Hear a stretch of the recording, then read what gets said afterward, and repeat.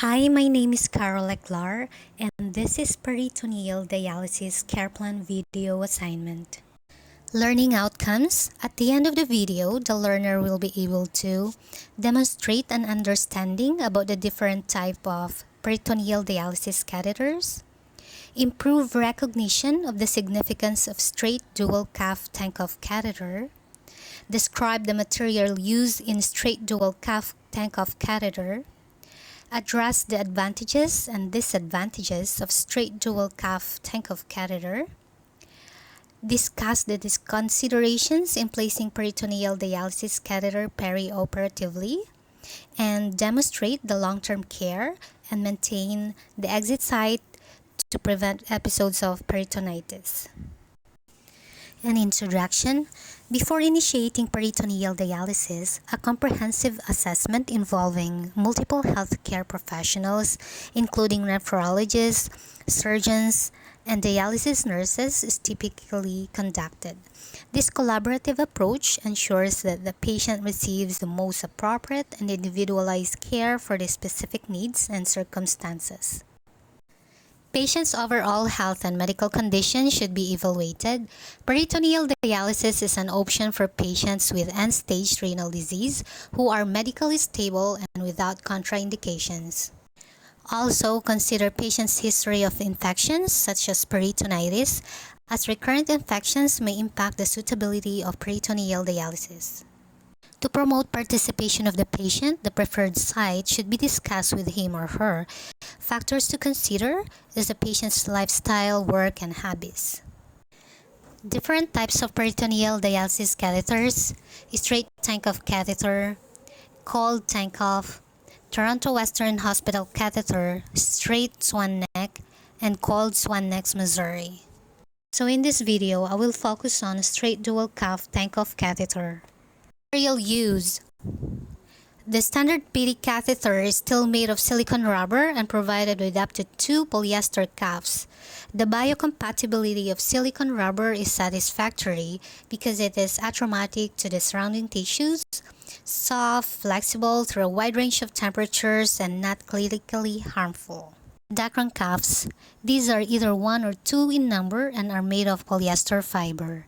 The usual distance between the two cuffs is up to 8 centimeters, and dual cuff has a longer lifespan than single cuff catheter. Uses of Dacron cuffs. It promotes tissue ingrowth and anchoring to prevent catheter migration and displacement. It helps reduce the risk of infection by preventing bacteria in entering the catheter or tunnel and intraperitoneal segment. It also helps seal the exit site, reducing the potential for leaks of dialysis fluid from around the catheter, and also helps reduce the risk of tissue irritation and erosion. Advantages and disadvantages. There are several advantages of straight tank-off catheter. First, it is commonly and widely used. It also demonstrated that survival was significantly different in favor of straight catheters compared to cold catheters. Since it has a straightforward design, it makes easy to insert, manage, and remove. Its simplicity contributes to a more uncomplicated catheter placement procedure. It also comprises with side holes to enhance flow in and out of the peritoneal cavity, promoting effective fluid exchange during peritoneal dialysis. The straight design, coupled with a proper tunneling technique, helps to minimize the risk of catheter migration, and this stability contributes to the catheter's long-term functionality. Disadvantages of straight tank-off catheters. It still may be associated with a slightly higher risk of catheter migration, which can lead to catheter dysfunction and may require repositioning.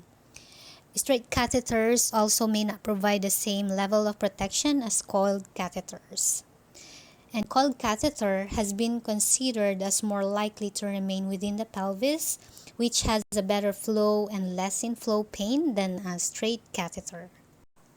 Catheter insertion. Pre-insertion preparation of the patient. The pre-insertion preparation of a patient for the placement of a straight tank-off catheter involves several important steps to ensure the procedure is conducted safely and efficiently. Before the procedure, make sure that the patient was provided with a detailed explanation of the catheter insertion procedure, including the purpose, the steps involved, and its potential risks and benefits by the doctor or the surgeon. Also, obtain informed consent from the patient and ensure that he or she understands the procedure and have the opportunity to ask questions. Before executing the catheter insertion, a full preoperative assessment of the patient is essential. Also, identify existing or potential hernias. If in case hernia is present, this can be repaired during the catheter insertion. Also, assess patient's abdomen to evaluate anatomy, identify any scars or adhesions, and assess the suitability of the proposed catheter insertion site. Also, assess the skin integrity around the preferred exit site and make sure it's free from infection and other dermatological issues. Factors to consider in choosing a preferred exit site. It should be either above or below the belt line, whichever the patient prefers. Skin folds and abdominal scars should be avoided. Exit site should be located where the patient can effectively carry out exit site care. And if exit site has been determined, it should be marked clearly with a permanent skin marker. Preoperative care of the patient. Ensure that the patient should bathe or have a shower. If necessary, abdominal hair should be clipped. To avoid catheter failure, it is highly recommended that bowel preparation is given the day before catheter insertion. Also, ensure the patient's bladder is empty before the insertion takes place. Staphylococcus aureus have an increased risk of exit site infection and peritonitis. It is therefore advisable to screen all patients for Staphylococcus aureus prior to catheter insertion and treat accordingly. Also, administer prophylactic antibiotics to reduce the risk of postoperative infections. For skin preparation, prepare the skin around the proposed catheter insertion site using an antiseptic solution to minimize the risk of microbial contamination. Postoperative patient care. There are goals of postoperative catheter care. First is to minimize any bacterial colonization of the exit and tunnel during the early healing period. You have to make sure that the exit site should be undisturbed for 7 to 10 days following insertion of the catheter. If during the first 10 days and the dressing becomes soiled, it should be redressed by the nurse. And a non-occlusive dressing should be used during this period to allow any drainage to dry. The second goal is to prevent trauma to the exit site and traction on the cuffs by immobilization of the catheter. The catheter tubing must be immobilized by securely taping it to the patient's abdomen. The PD catheters should also be anchored separately to prevent any movement of the catheter and disturbance of the exit site. And third is to minimize intra-abdominal pressure to prevent leakage. To check for the patency of the catheter, directly following insertion, it may be flushed with 500 to 1500 ml of peritoneal dialysis fluid. It may then be capped off using a small locking cap on the catheter adapter and left covered until the PD starts. PD should not be started until healing of the exit site and tissue ingrowth into the catheter's Dacron cuffs have taken place. It is usually after 10 days.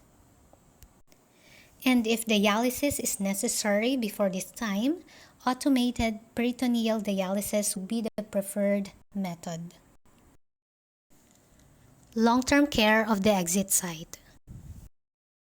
In order to achieve a successful exit site care, first is the patient should be encouraged a full participation in the treatment and therefore reduce the risk of complications. And also keep the site clear of exudate or debris that could encourage bacterial growth. Educate the patient regarding the long-term exit site care by using teaching strategies, and return demonstration is executed also to ensure understanding. The exit site can be determined that it's completely healed if it looks normal, no erythema, no drainage, and crusting or tenderness. Also, teach the patient that these are the signs of infection. Also, teach the patient that harsh solutions should be avoided, potential to cause skin damage which may predispose to bacterial colonization, and an antiseptic solution may be preferred for immunocompromised patients. Also, ensure that the exit site is carefully dried to avoid skin maceration. The patient's point of view. In peritoneal dialysis, a permanent catheter is inserted to the peritoneum. It can alter patients' body image and make them feel unappealing and ill-looking or has a body image disturbance. Peritoneal dialysis is a lifelong treatment which may put a patient in a stressful condition and would feel anxious and depressed. And so the nurse's role is to listen to patients' concerns, provides education to ensure patients' adherence to treatment, collaborates with the healthcare team, and refer patients who are having symptoms of depression and body image. Also, nurses involve the patient to support groups and families to increase social support.